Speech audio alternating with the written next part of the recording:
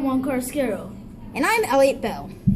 Today we're going to tell you about our Mythbusters project topic, which is, does a model rocket with an extra parachute come down slower than one with only one? Well, we're going to find out. And our hypothesis is that if we add an extra parachute to a rocket with only one, then it will come down slower. Now, Elliott's going to tell you why this has scientific value.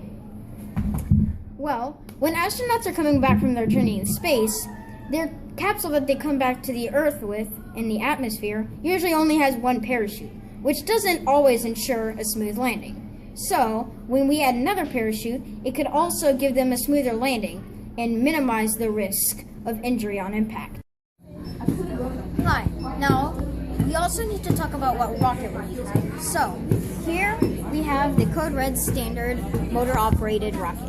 And what you do is you open this cap and put in a motor. And there's several types of motors. And later we'll be deciding what motors we use. So, you put the motor in there, you close this up, and you put the plugs in for it to get a spark. Now in here, at the end, when all the fuel for the motor has run out, this is going to pop open, and this parachute's going to come out, which is going to fluff out and start slowing its descent, which is going to be our first test with only one parachute.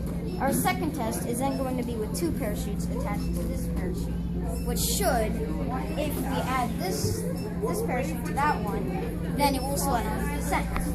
But that's what we're going to be testing. And we chose this rocket because of its glimmering and shininess, so it's easy to see in the air. Alright, so this is test one with only one parachute. Usually, this descent is very quick. So, without further ado, let's go. 5, 4, 3, 2, 1. Good luck.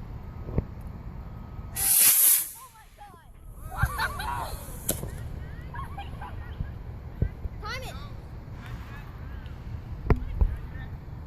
10 seconds. Alright, now this is test 2 with another parachute tied to the primary one. Hopefully this should slow down the fall, because our other one was 10.5 seconds. Alright, so Juan is going to ignite this rocket. Ready? 5, 4, 3, 2, 1. Now, final part of this video. Let's talk about the overall statistics and overall conclusion. First off, the rocket was 48 centimeters tall and 10 centimeters wide, which makes it the standard, decent-sized gas motor-operated rocket that it is, which is a pretty good rocket. Now, the first test was 10.5 seconds. Second test was 7.05 seconds. So, that concludes that our myth was busted. Now, my overall opinion is that this was a great experiment. And it really does show the realism of what could happen on an actual space trip when the astronauts are coming back from space. So, for all of you people watching, I would recommend this do try this at home. Alright, I'm Eliott Bell. Thank you for watching. I'm Juan, and I helped film and direct this myth.